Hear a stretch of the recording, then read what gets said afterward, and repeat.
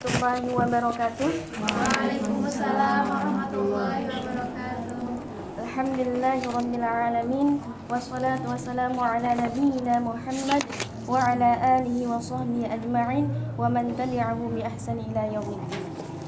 Alhamdulillah, kita panjatkan beri syukur kita kepada Allah Subhanahu wa taala atas limpahan nikmat dan karunia-Nya kepada kita semua, sehingga pada kesempatan sore hari ini kita bisa bertemu lagi pada dalam kajian kita yang kedua kali, yakni dengan kitab Fatawan Nisa. Semoga teman-teman yang hadir hari ini tetap diberikan kesehatan dan istiqomahan untuk hudur dalam majelis-majelis ilmu, dan langkah-langkahnya yang dari rumah sampai sini semoga dicatat sebagai pahala, memberatkan timbangan amal baik kita di akhirat nanti. Amin amin ya rabbal alamin. Baik, langsung saja ya, untuk memanfaatkan waktu kita mulai kajian kita hari ini. Mari kita sama simak, fokus, tenang apa yang akan disampaikan oleh pemateri kita. Dan jika ada hal-hal yang ingin dipertanyakan, silakan dicatat dulu. Insya Allah nanti di akhir kajian ada sesi tanya jawab. Oke? Baik, kepada Ustazah Wayan, waktu dan tempat kami persilahkan. Bismillahirrahmanirrahim. Assalamualaikum warahmatullahi wabarakatuh. Kedengeran ya? Kedengeran ya? Sebelumnya mohon maaf karena agak telat sedikit, tadi habis ngurus pemberkasan ke kuliah jadinya agak ngaret. Terus sebelum kita memulai pelajaran kita pada hari ini anggap aja sama-sama mudzakarah ya, karena di sini juga saya sendiri sedang memurojaah apa-apa yang pernah dipelajari. Sebelumnya marilah kita kirimkan Al-Fatihah pertama kepada baginda Nabi Muhammad SAW supaya kita selalu mendapat berkahnya dari beliau. Ila hadratin khususon Nabi Muhammad SAW. Al-Fatihah.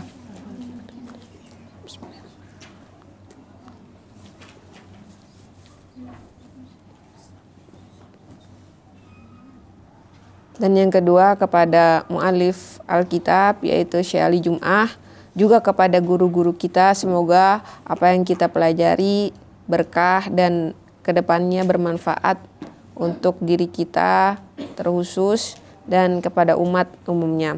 Al-Fatihah.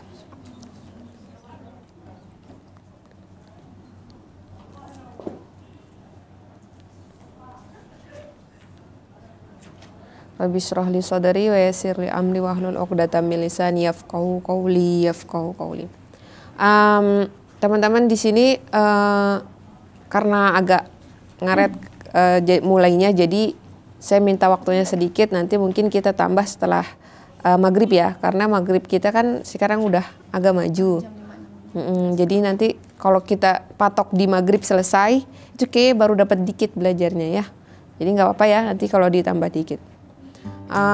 Ini ada beberapa poin penting di minggu sebelumnya yang rasa-rasanya perlu untuk kita bahas lagi di hari ini, untuk yang belum datang kemarin biar bisa tahu, dan untuk yang sudah datang biar bisa memurojaah lagi ya. Itu saya senang ketika ada pertanyaan setelah dari majelis ini, ada yang japri atau ada yang bertanya, artinya di rumah dia murojaah ya. Nah, di situ jadi catatan untuk saya pribadi, dan pertanyaan-pertanyaan itu kemudian kita cari lagi. Kalau memang perbendaharaan dari kita belum memadai, bisa kita cari di buku lain atau bertanya kepada teman. Jadi di sini ada pertanyaan, kan yang kita pelajari sekarang ini adalah kitab punyanya Syekh Ali Jum'ah, ya kan? Sedangkan Syekh Ali Jum'ah itu sendiri adanya di Mesir yang mayoritas masyarakatnya itu Hanafi, ya. Terus bagaimana? Apakah fatwa yang dikeluarkan Syekh Ali Jum'ah itu lebih condong ke suatu madhab, kan? Sedangkan yang kita pelajari dan nantinya kita akan berkiprah di di Indonesia, yang pada banyak daripada kalangan Indonesia itu lebih menganut ke Syafi'i. Itu bagaimana? kalau kita pelajari dari beberapa pembahasan di sini, kita kan mendapatkan di situ ada 4 kaul, ya kan? Atau lebih condong mendetilkan kaul Imam Syafi'i dan Imam Hanafi. Jadi di sini nanti ketika saya jelaskan ada 4 madhab atau 4 pendapat imam, maka teman-teman lebih diharapkan lebih memfokuskan kepada Imam Syafi'i.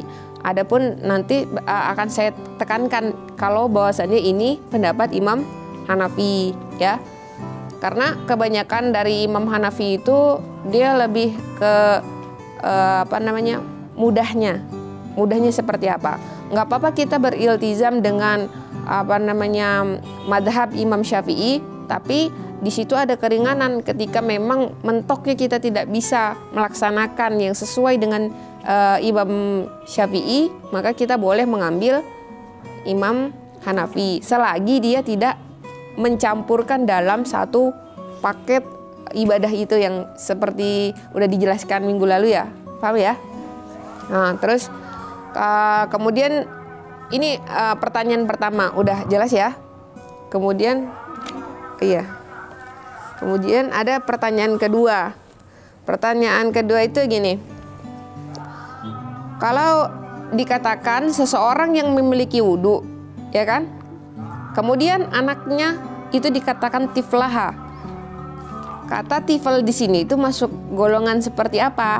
Ya, kemarin saya ada kesalahan dalam menjelaskan.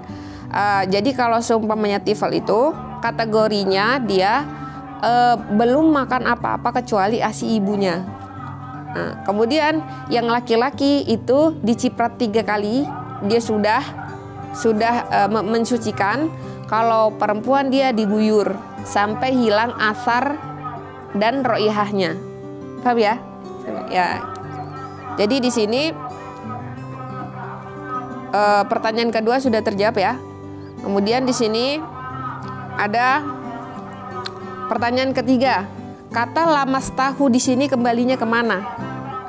Ya, kalau kemaluan bukankah dikatakan, kalau kemarin ada teman-teman yang membaca Fawaidul Fiqh yang sering diposting oleh KMNTB.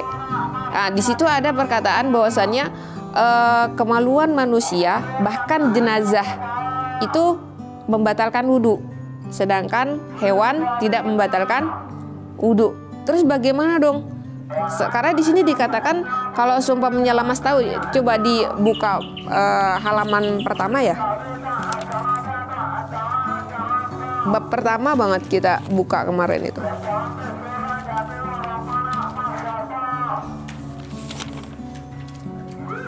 Iya, ada kata lamas tahu ya.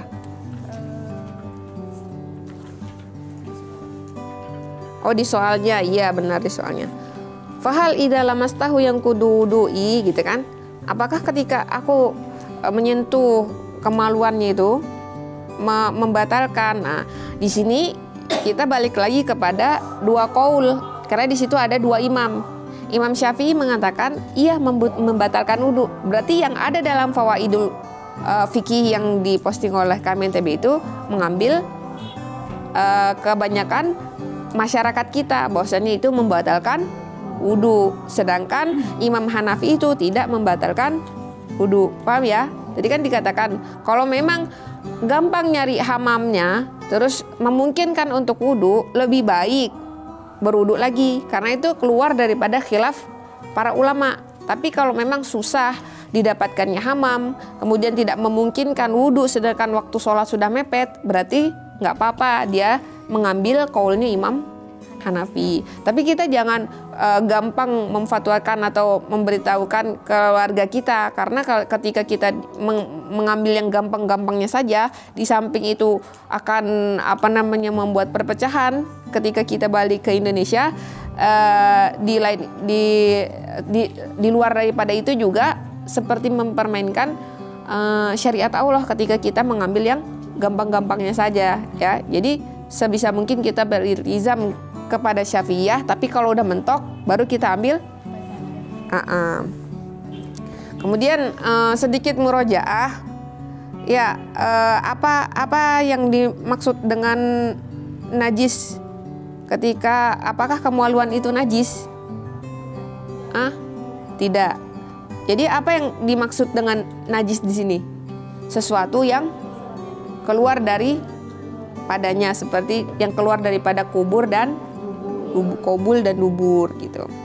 Lalu kalau seumpamanya kemaluan itu sendiri bersih atau tohir, kenapa kita kalau punya wudhu itu batal ketika menyentuhnya? Kenapa? Karena syariatnya memang sudah seperti itu, ya. Kan kemarin udah dikasih permisalan. Kalau seumpamanya menyentuh laki-laki, dia akan batal walaupun laki-laki itu tohir. Paham ya? Ya, sekarang kita masuk ke pembahasan setelahnya. Halaman berapa ya? 144. Oh iya.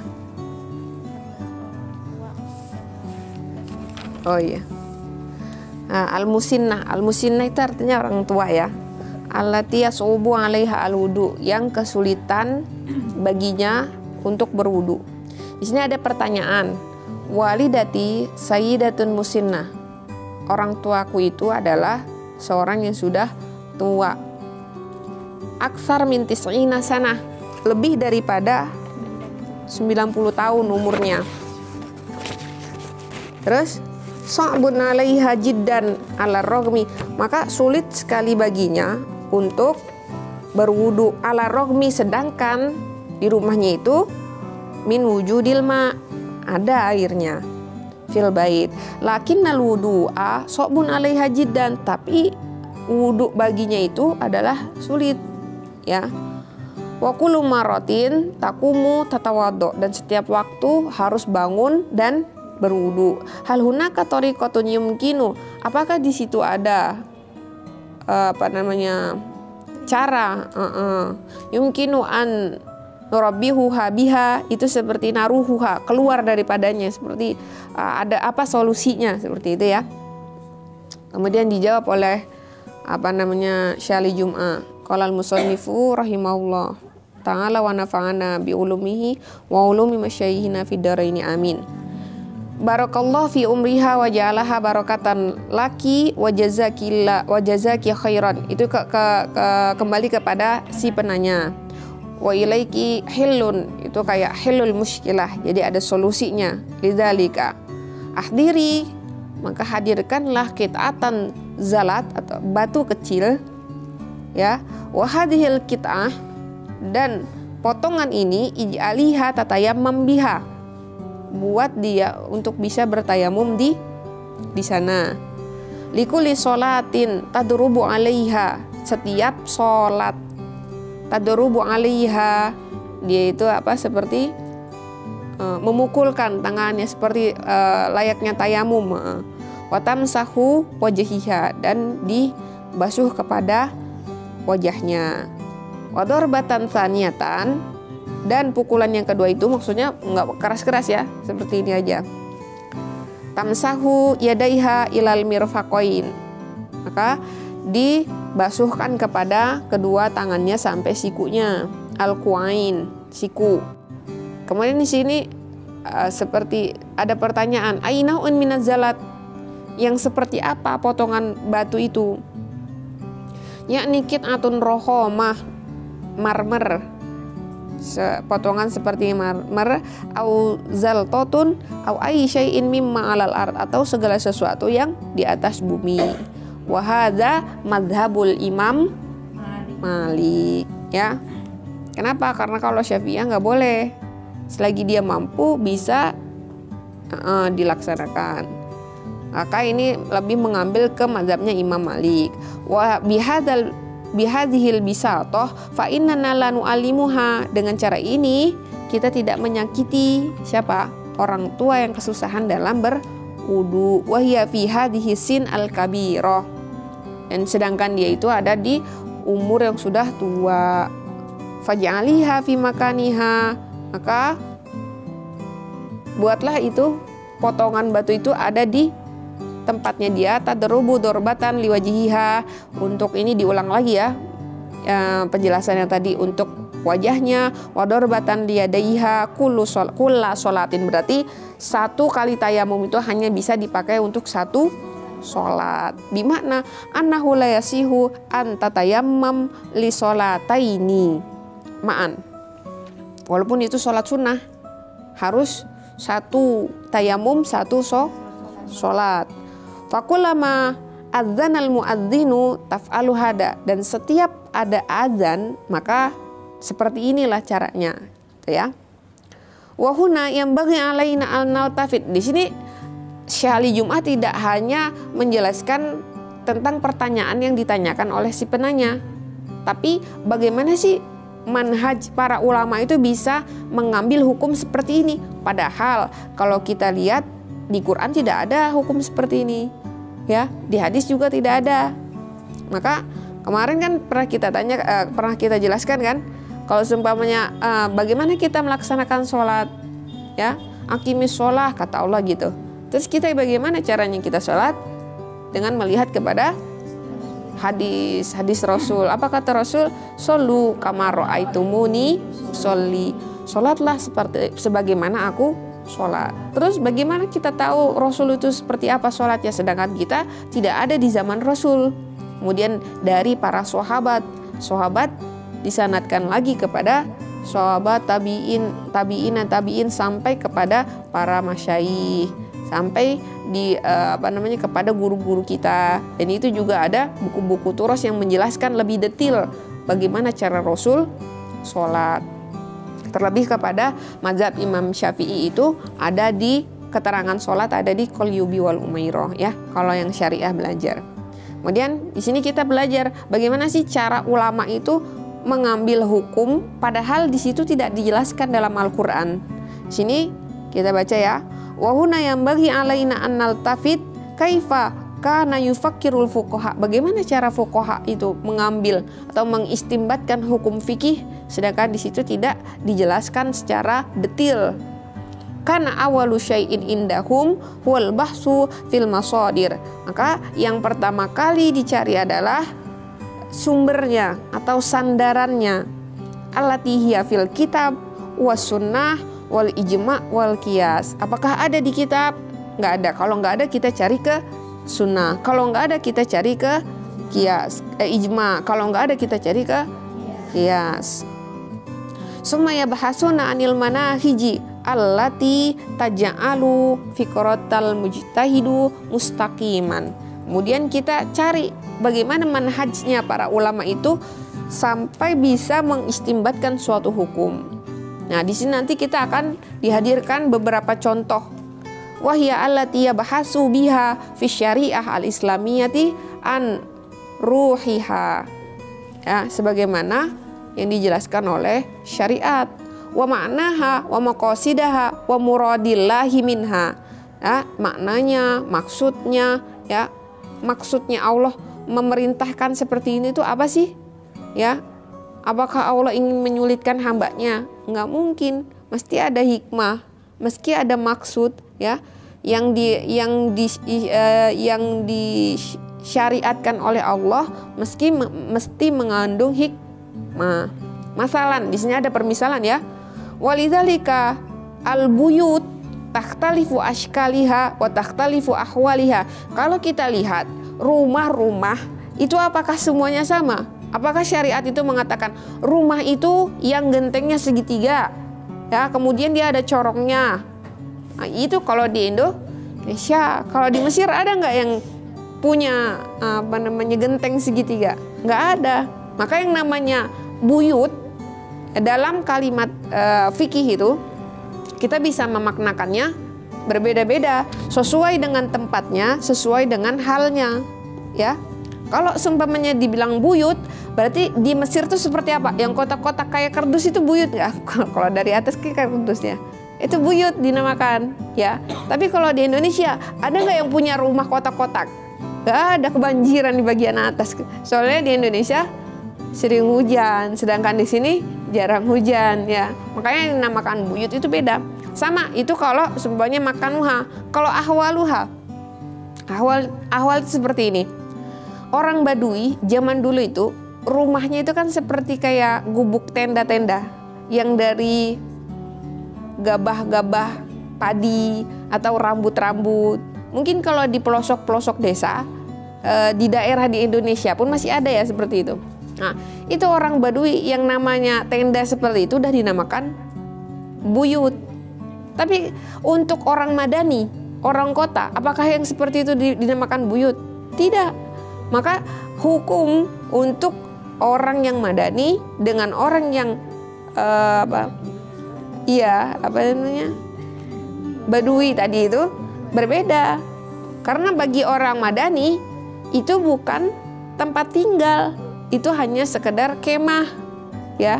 Karena orang Madani itu berupa bina, berupa tembok bangunan seperti ini, baru bisa dinamakan rumah.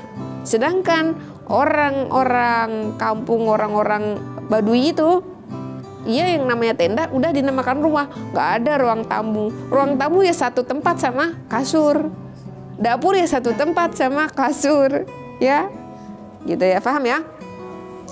Masalan walidzalika albuyut takhtalifu ashkaliha wa takhtalifu ahwaliha wa takhtalifu bi'atibaril usur. Nah, itu juga seiring berkembangnya zaman. Karena zaman dahulu itu yang seperti tenda itu udah dinamakan buyut, maka yakfi. Karena mereka belum berkembang luas ya. Sekarang semakin berkembangnya zaman adalah yang namanya dapur, dibedakan dengan ruang tidur, dinamakan dengan ruang tamu, dibedakan dengan ruang keluarga, ya. Itu baru dinamakan buyut untuk orang Madani. Paham ya? Wajah syar'u walam yuhaddid zayyan. Zayyan itu pakaian muayyanan. Tidak juga syariat itu menentukan secara detail yang namanya pakaian itu seperti ini. La lil ulama'i wala li ghairihim. Tidak untuk para ulama dan tidak juga untuk selain para ulama. Artinya apa? Artinya yang namanya baju itu kan ada yang isi bunganya, ada yang polos, ada yang polkadot, garis-garis. Nah, kalau dinamakan yang namanya baju itu hitam, terus polos, itu baru namanya baju. Lah terus yang kotak-kotak bagaimana? Terus yang polkadot bagaimana? Bukan baju kan gitu. Nah, maka tidak dijadikan patokan ya dalam Islam itu. Yang penting dia kain menutup aurat, itu dinamakan baju.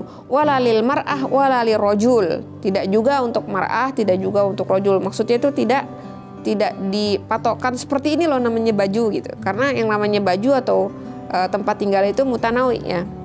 Ila anal insan yadkhulu baladan, kecuali ketika seseorang itu masuk ke dalam suatu negara minal biladi fayajidu an-nisa kulluhunna yartadina zayyan mukhassasan. Nah, kemudian menemukan perempuan yang memakai yartadinu itu bukan beragama ya, tapi memakai zayyan mukhassasan. Apa? Pakaian yang khusus, yatatawwaru abbarul usur. Berkembang seiring berkembangnya zaman ya. Kalau dulu kan bajunya itu seperti sorban-sorban ya, pada zaman Rasul sorban semua kan. Kemudian seiring berkembangnya zaman adalah yang namanya bantola ya, atau celana ya. Kemudian seiring berkembangnya zaman ada yang namanya jas, ada yang namanya dasi. Zaman dulu emang ada jas? Nggak ada, semuanya pakai sorban, semuanya pakai jubah ya. Jadi itu ikut, jadi fikih itu juga luas ya. Fikih itu tidak saklek yang dikatakan harus tidak ya. Maka di situ ada maqasidus syariah atau apa, kalau kita belajar tentang ilmu usul fiqh yang kayak al-yaqinu la yuzalu bisyak, terus itu hanya mematokkan kaidahnya saja, sedangkan permasalahan-permasalahannya ditatbik kepada kaidah itu sendiri. Jadi fikih itu tidak saklek, apa yang dikatakan harus gitu.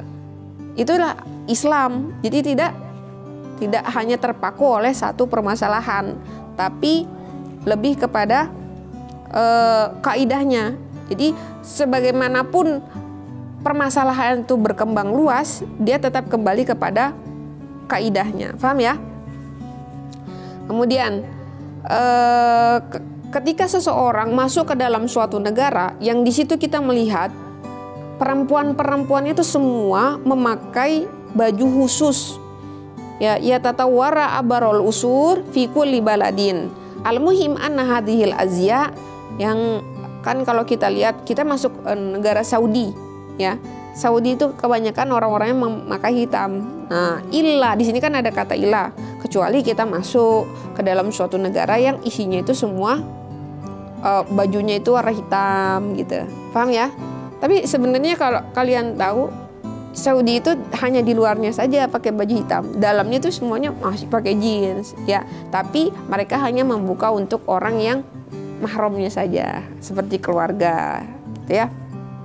Kemudian al-muhim anna hadhil azya, yang paling penting itu pakaian ini al-mukhtalifah, yang berbeda-beda, la tasifu, tidak ngepres, wala takshifu, tidak terbuka, wala tashifu, tidak terawang atau terlihat. Paham ya?